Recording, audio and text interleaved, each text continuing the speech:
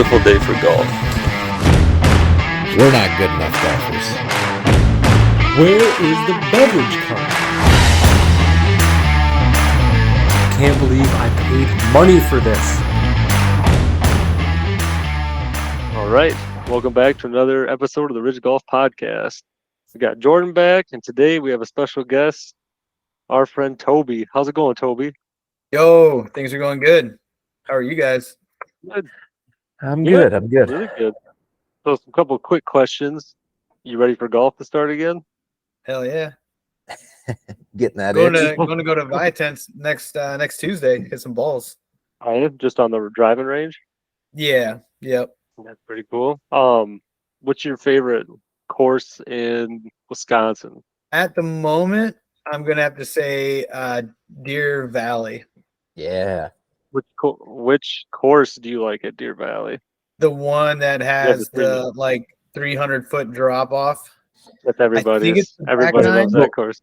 The only one that we've played. So yeah, we don't know the Yeah. other two. The only one that we've done. Yeah. You got to shoot your way back up out of it. Yes. Yeah. That's a good one. It's my favorite. I love that one.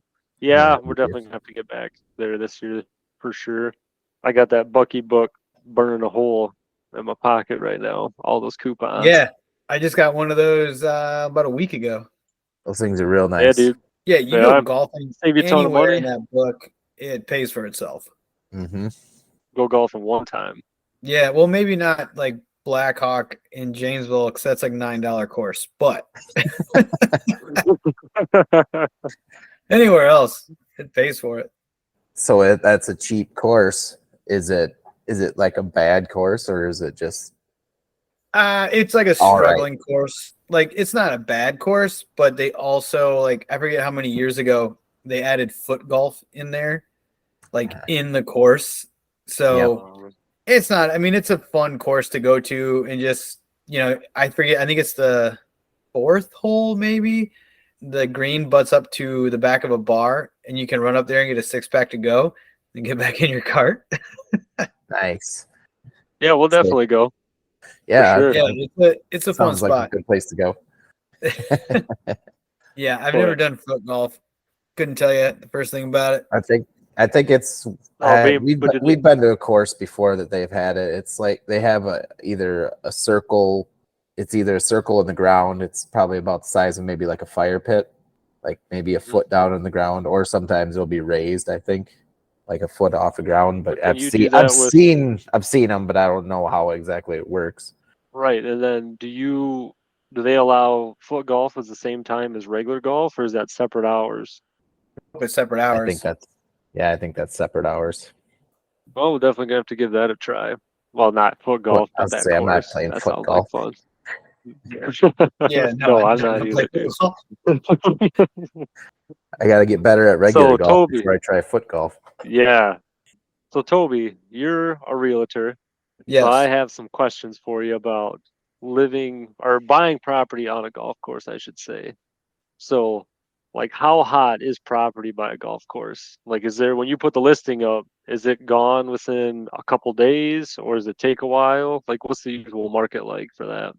It depends where it is, because I mean, you go to a place anywhere like University Ridge or Bergamot, I mean, you're talking multi-million-dollar houses out there. So that's not going to be in everybody's budget, so you're going to have select people moving out there, and people are going to move out there either just for the prestige or because they're now a part of that society and they want to move in with that society. But as far as how fast they're flying off the shelf, I think it just varies how it's priced. Well, like in the Madison market in general, you list a house anywhere between $325 and $370. That house will probably be gone before you even get to an open house. Doesn't matter where the house is. Well, I mean, it matters where the house is, but but in your average neighborhoods, it's going to go quick. Like, that's the hot money market. That's first time home buyers. That's your income, isn't outrageous, but it's pretty decent. Like, that's where the market hits. But around golf course, it varies. I mean, you can go to that one out towards where is it? Not just north of Edgerton, like that area. That's a whole new development property out there, and they move pretty quick because they're newer homes. Their first, their builds. You can usually get a good one for, I don't know, 425, I think now. But I don't know. You're also getting not quality. I don't want to say you're not getting a quality build, but buying a brand new home, they're flipping and burning those so fast just to get money. So Right. I don't know. I've heard some good stories, and I've also heard from some horror stories about builders just doing a fast, quick job to move on to the next project because Right. you can't build in Madison, so everything's growing outside of Madison, and it's happening so fast because of the housing shortage. That's true. How much? So, like, let's say you take a home that's just in a regular neighborhood, and then, like for instance, if you have a house by a lake, that's increasing the value of Yep. that. Like, how much does the value increase when it gets close to a golf course?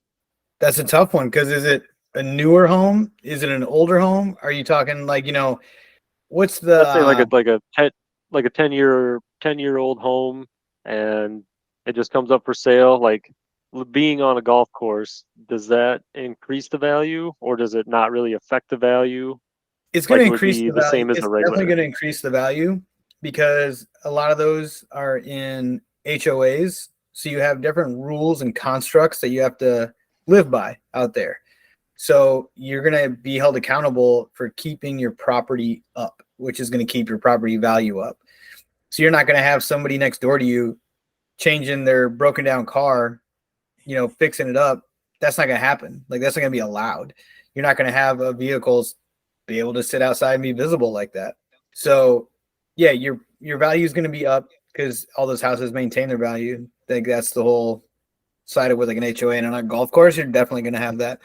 You're probably going to have a minimum of what you can plant, obstructions, everything else. Like those are all going to be in the bylaws of things you can and cannot do on your property. So you're not going to be able to like probably put up a big privacy fence in your backyard because golf course doesn't want that. You're going to see all these beautiful houses, house by a fence and pines, like probably not going to happen. So yeah, I think you're going to definitely see. I'd almost say a couple 100,000 difference just being on a golf course. That was my next question too. Is like the HOAs, how big? As you said, it's a pro in that sense of the value, but Probably real sticklers like, also. right, exactly. Like, what's the nightmare end of that scenario? Because you sounds like you said the golf course could like kind of dictate what you do. Yeah, they have, especially if the builders, if it's all part of that same development. If a golf course got built where houses already are, that's one thing. But if it's a development where the golf course and the houses all went up kind of at the same time, yeah, there's going to be bylaws of what the golf course dictates for sure. Or not the golf course, I don't but know if the that's property developer. But it right. all goes in I don't know if together. that's a Yeah. good thing or bad thing. I Depends on mean, the situation. right, exactly. If Like, you just came yeah, from an area where you hated your neighbors, there's a good chance you're gonna love it. It's like moving to a that's condo. You got condo association dues. If you move into a historical neighborhood, you can't just like redo your fence. It has to be like back to the time frame. It has to be like look substantial with the time frame it's purchased and how the historical society works with it. So there's pluses and minuses to it, but it's definitely not a if you're tight for cash situation either though. right. I know I was reading just before we got on. I was reading too. Like, actually, the depending if it's like golf course run kind of with the rules, you actually get like a discount too of memberships and different perks living on the golf course. Yes, yeah. Like a lot of those are like that in Florida. My brother was just down there for a couple months, and he said any houses near a golf course or any condos, like yeah, if you're if you're in the gated community with the course, condos near a course, like there's all an affiliation with the courses, like they're everywhere. And also I think with living on a golf course, and if you golfed, obviously, you'd be able to just drive your golf cart to and from. If you Yep. get your own golf cart, you can just drive that pretty much wherever you want. So Yeah, when I lived in Broadhead, dude, there was a lot of people that didn't live. It was kind of subdivision off the golf course. They didn't really have houses around it because it was a really wooded area, but all those people had their own golf carts in the garage, just buzzing back and forth. All decked out with all the cool shit on there. Yeah. You know where they Horns, allow rims. golf carts to just be everywhere in the city is St. Louis. Really? Really? Yeah. We were down there last summer and there's golf carts parked out in front of bars. And like they even have like almost like a bike lock, but it's like for golf carts so people can't steal them. Like it's crazy. But they're just What do golf they? carts everywhere. What do you bike lock them to the light poles or what? Pretty much. It's kind of like they put a boot on it basically. And yeah, they're all over downtown St. Louis. They have like blinkers and stuff to make them street legal. That I don't know, but it was so weird. It was just kind of like in a neighborhood. It wasn't like special area away from downtown. Like this is like downtown St. Louis. Yeah, it's very That's different. interesting. You said before about like putting up fences. You know, you like putting up a fence in your backyard if you live on a golf course, and then a golf course would frown upon that. Say they most Like, likely won't let you, probably. Right. I'm sure it can Right. only be like it's probably got to be a very short height if you're talking like for your dog, or maybe they're like some probably don't allow it at all because it's going to be an eyesore, from people golfing. that fence is gonna get the shit kicked out of it too. Probably. And you're going to have people trying to hop them all the time, probably getting their balls, too. Right. That's what I was thinking. So like if you live on a golf course, I think you got to be cool with the idea of people being in your backyard all the time or Right. having balls hit your property. Like I know I'm guilty of that. I'm like, well, they would have had a fence up if I'm not supposed to be here. Mind if I play through? Put one of those electric fences up that you can't see. Yeah. So on living on a golf course, I guess I don't know if would know this, but like insurance wise, would it be more since you live on a golf course and there is the chance that your house can get pelted by? Yeah, I mean, yeah, I know your liability is probably getting higher of, claims, but I bet it's not too much of a difference because that's like if you live on a lake, you got to get flood insurance. I mean, it's a little more, but it's not like it's a crazy amount more. So, yeah, I bet that's just a small liability of it, or you just get maybe like you have to probably have to add an umbrella clause just in case if people walk over there and they do get hurt in your yard. You got to cover that too. So you probably just have an extra, umbrella on there for it. So yeah, that would be a true. good idea. I know I've seen like nets up. People put some kind of like nets in their yard. Sometimes, yeah. Block that, but yeah. But maybe you can't even do that either if you live, golf course doesn't even want that, but I don't know. Yeah, they would probably consider I've never because I know when we golfed that walk on that one day, there's no way I did not hit a house. I didn't hear it and I didn't see it, but I know I hit a house. Yeah, that course is it's those houses. I don't know if they'd be considered like on the course because it's like literally right in the middle of town, and we're hitting, we're teeing off, and right across the street is a whole line of houses, just like Right. in small lots and everything. They probably still have to have coverage for that, but they're technically not on the golf course. Yeah, and that's the thing. So there's definitely those courses where there's houses there, but they're not affiliated with any HOA or the golf course, especially like city courses, because those are not going to be any city parks ran golf course. That's not going to have that. I forgot about those. Yeah, there's like 3 or 4 of those in Madison, all run by the city there. Yeah. Yeah, like I'm sure if you're in Winona and you hit a car, you just keep walking. Tough, dude. I know we play in Galena, and between we play different courses. There's like 4 different courses, but even to get from one fairway to the other, there's legit roads that you have to cross with the golf cart. There's no way that a car has not gotten pelted. I'm like, what do you do? Yeah, right. It's like, sorry, dude. That's all under like the territories though, so I would imagine that that's covered by the golf courses because that's all owned by golf courses. I don't know. I mean, maybe not the roads, but I don't know. I bet if your car gets hit in a parking lot, you're just making a claim. That probably has nothing to do with the golf course. It's just like if somebody hits your car in a Target parking lot, that's just private property. Like you don't call the cops. They're not gonna like. It's not a They can't do street. anything for you. Yeah. Right. Target's not gonna do anything for Right. you. It's just like those stop You were signs. there. You don't have to stop at them. They're not legal stop signs. Just recommendations. Yeah. Suggestions.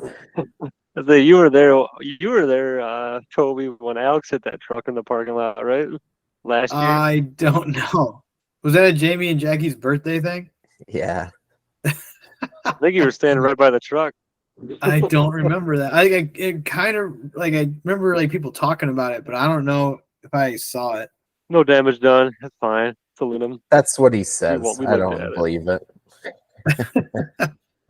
He just watched it. He's like, "Oh, it's good. There's nothing bad." He's like, "I'm gonna hit from the women's tees." But you, I don't know. That's all the questions I got for living on a golf course. Yeah, I don't think I really have any other either. Go ahead. I don't think I'd like the HOA thing, but I mean, the convenience would be nice for sure. Oh yeah, definitely. But with an HOA, you wouldn't even be able to. You'd have to figure out a new gym spot for your gear because you probably have to have your vehicles in your garage by 6-7 p.m. Garage door shut. Oh, really? A lot of HOAs. I can't have my tractor. Yep. I can't have my tractor tires sitting outside. Probably not, because like even like all those Viridian homes, like those are all HOAs. Like those all have different bylaws with them. You wouldn't be able to walk outside without a shirt on or anything. You'd be too distracting to the golfers. I like peeing outside too. All your muscles. Yeah, I wonder if like if they allow you to have like certain places like I like to throw backyard parties, and they're like, sorry, like nope. Yeah, that's what I was kind of thinking that too. Like, are you allowed to just hang out in your backyard with a couple people while people are golfing? I would almost think there's no way they could deny that. I'm sure you'd probably get on their radar real quick though. I'd have a hard time not having people over and like cheering or hassling people. I know that on one course or in the course at Prairie Sheen, the Prairie Sheen Country Club, the one house has a in-ground pool in its backyard. It is a huge backyard to where you're probably, unless it's just a really bad shot, you're probably not going to get to the house or the pool because there's a fair amount of yard between that and the course. But it does have a pool, so obviously they're able to have, people over or do stuff in their backyard. But do they have a fence around their pool? Nope. Ooh, I would think that's wasn't that the one that I almost put one in? Yes, you put it like in the ditch right next to it. I almost went in the pool. Well, there's trees, but then like I get all nervous too when I put a ball in somebody's backyard, and then I gotta go up there and like I just feel they might not even be home, but I just feel their eyes looking at me through a window. Be like, son of a bitch. If they don't have eyes on you, I guarantee they've got cameras that are watching everything that goes on. Yeah. So then if you hit a ball in their yard, do some damage, they got you on camera, turn it into the clubhouse, and then you're like, you're not allowed back. And be like, oh man, sorry. I don't know if they can exactly do that. I knocked and nobody was home. Really? Because here it says you did. Looked like you didn't. Like, all right, I lied. I'm a liar too. Shows you stole one of their lawn chairs too. Yeah, and how many times does that happen? Like when people have those golf outings for, hockey clubs or wherever, where those people don't ever golf, and then you're just out there to get hammered. Like, how much destruction do they actually do? So yeah, that's the other side of it too, is where you got, you're saying about throwing parties in the backyard, but then also if you're just trying to relax and you've got a bunch of drunks every 15 minutes rolling past you, hitting balls in your yard, and that's kind of a con too. Fundraisers, bachelor parties, all that stuff. Yeah, like if you got a bunch of kids or something in the backyard, you're playing, and you got a guy teeing off 20 yards away, and he shanks one into the woods and lets every fuck shit and everything fly. Probably not gonna be too happy about that. Yeah, speaking of that though, how many families let their kids just out there and hope they don't get hit by a golf ball? Yeah, that too. Your ball struck my foot. Oh, Yeah, I'm definitely ready to get back. I don't know if you've been up on the interstate lately. Have you seen that pin seekers going up in DeForest? No. Really? Oh, dude, What it's is it? right off the interstate. It's like a Top Golf. It's almost the Okay. exact same thing. It's a Top Golf. Yeah, if you go north on the interstate, it's right there. You're not gonna miss it. They got the posts up and the nets around it, and then this last week they started putting the steel beams across to make the floors for the bays. So Okay. yeah, so they're saying maybe early summer that'll be finished. Yeah, if they want to see any money this year, you definitely have to get Yeah, that sucker going. just in time for all the golf courses to open up, and nobody will probably go there. I mean, I'm sure there'll probably be plenty of people there, but Oh, I bet that place will be packed all the time. Because even places like Top Golf, I mean, you get people in there who don't normally golf. That's yeah, but not like your golfer's driving range.